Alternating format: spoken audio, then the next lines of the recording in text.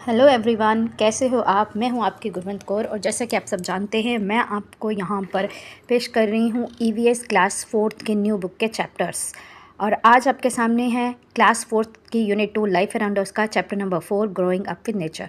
इससे पहले के 3 चैप्टर्स मैंने अपलोड कर दिए हैं जिनका लिंक डिस्क्रिप्शन बॉक्स में है। वर्कशीट्स आपको कैसे मिल सकती हैं बेस्ड उसका डिस्क्रिप्शन, उसका जीमेल भी जो मैंने है डिस्क्रिप्शन बॉक्स में प्रोवाइड कर दिया है। तो आइए स्टार्ट करते हैं chapter number 4 growing up with nature. इस चैप्टर में हम क्या क्या एक्टिविटीज़ हैं जो बच्चों को करवा सकते हैं।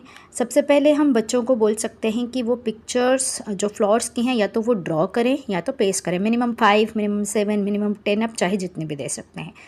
उसके बाद उनसे आप कोई गोंद आर्ट पेंटिंग बनवा सकते हैं क्योंकि ये क्वेश्चन भी है और उसी पे बेस्ड है। तो आप सिंपल सी कोई उन्हें बोलिए कि ऐसी पेंटिंग बना के लाएं।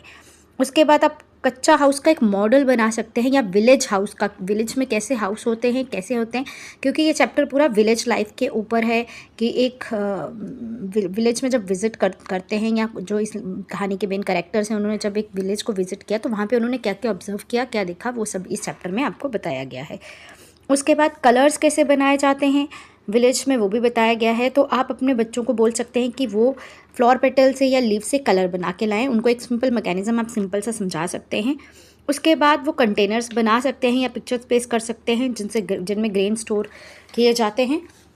उसके बाद डिफरेंट ट्रेडिशनल डांसेस, जो एक क्वेश्चन भी है उसके बेस पे आप उनसे पिक्चर्स पेस्ट करवा सकते हैं डिफरेंट ट्रेडिशनल डांसेस के जो डिफरेंट स्टेट्स ऑफ इंडिया के हैं। और आप उन्हें बोल सकते हैं कि उनके आगे मेंशन कीजिए कि वो कौन सी स्टेट के डांसेस हैं। और इसके अलावा अगर आप ये आपका स्कूल, आपकी क्लास किसी विलेज में है तो आप उन्हें एक विज़िट भी करवा सकते हैं, आसपास का एरिया दिखा सकते हैं, तो वो एक विज़िट के अंडर आ जाएगा।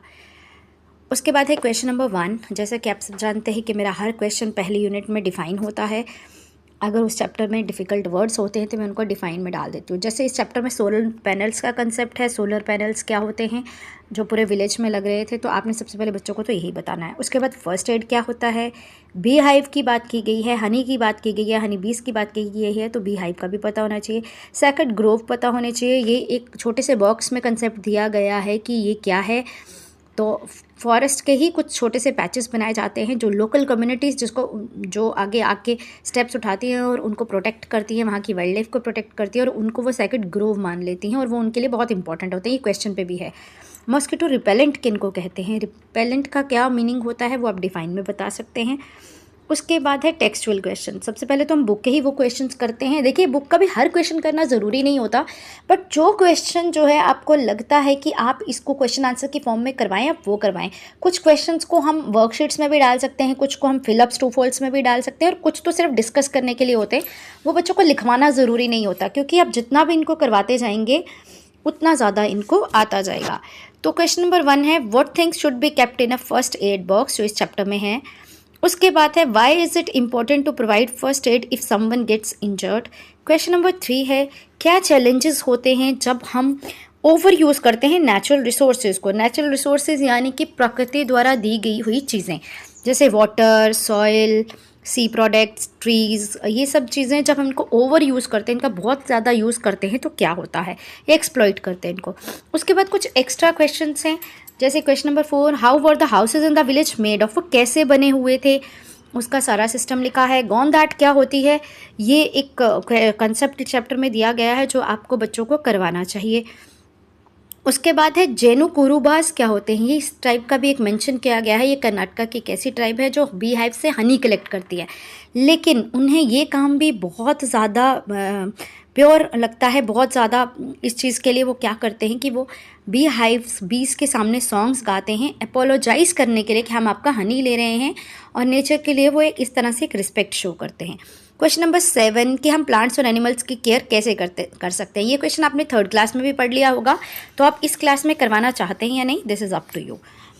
उसके बाद ये वर्कशीट है जो मुझे लगा, फर्स्ट वर्कशीट मेरी हमेशा जो मोस्टली होती है वो एक्स्ट्रा क्वेश्चंस पे, नोट्स पे होती है आधारित। तो मैंने ये फर्स्ट क्वेश्चन में टिक द राइट आंसर्स करे हैं। Which tree is known as flame of forest, Jenu Kuruba is a tribe from, what are the palash flowers called in Gujarat, painting on walls using natural colours, what is the meaning of Jenu, ये सब के हैं। Fill in the blanks है रीना और Amit were dash about their trip to dash, there were many bright reddish orange dash flowers in the village, grains were stored in earth and dash, ये an earthen होना चाहिए, गलती से इन earthen हो गया है तो एन कर लीजिएगा इसको। Earthen pots were lined with dash leaves from inside. The bamboo baskets were coated with the dash from the outside. Whole village was lit up with dash lights in the evening. The sound of dash and dash filled the air. तो इसी तरह से कुछ true false हैं, कुछ questions जो थे मैंने वर्कशीट में ही डाल दिए, जैसे कि पलाश को हमें रीजंस बताना है कि पलाश को हम फ्लेम ऑफ फॉरेस्ट क्यों बोलते हैं। कंटेनर्स फॉर स्टोरिंग ग्रेन्स को नीम लीव्स या काउडंग से लाइनअप क्यों किया जाता है आउटसाइड या इनसाइड में। सेक्रेड गुड्स विलेजर्स के लिए इंपॉर्टेंट क्यों होते हैं। तो आंसर्स मैंने आपको प्रोवाइड किए हैं, बट इसका ही सेकेंड पार्ट है वर्कशीट का, और ये जो पार्ट है ये बेस्ड ऑन बुक वर्क होता है। आप चाहे तो इस पार्ट को आप स्किप करवा सकते हैं, क्योंकि मोस्टली बुक वर्क आप वहाँ पे करवा देंगे, लेकिन कई बार होता है टीचर्स बुक अलग से चेक नहीं करना चाहती, वो चाहती है कि कॉपी पे ही करवाया जाए। तो जितना बुक वर्क है वो मैंने आपको जो करवाने लायक मुझे लगता है कि होना चाहिए, बच्चों को ये कंसेप्ट पता होना चाहिए, वो मैं वर्कशीट में डाल देती हूँ। तो इस चैप्टर में भी मैंने question number 5, question number 6, question number 7, question number 8, 9 ये सब बुक वर्क पे ही बेस्ड बनाया है। अगर आप चाहे तो एक ही वर्कशीट करवा सकते हैं, हम चाहे तो दोनों वर्कशीट्स करवा के बुक पे बुक वर्क बनवाना स्किप कर सकते हैं। That's all for this chapter. ये है चैप्टर के सोल्यूशन पेज 1 का है। This is solution of page 2। आप यहाँ से सब देख सकते हैं, सोल्यूशन प्रोवाइड कर सकते हैं, और अगर आपको वर्कशीट चाहिए तो आप मुझे ईमेल कर सकते हैं। डिस्क्रिप्शन बॉक्स में ईमेल का लिंक दिया गया है।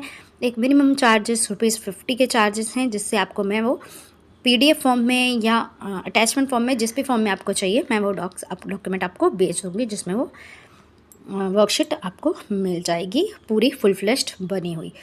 Thank you, have a nice day, B with me in my next video.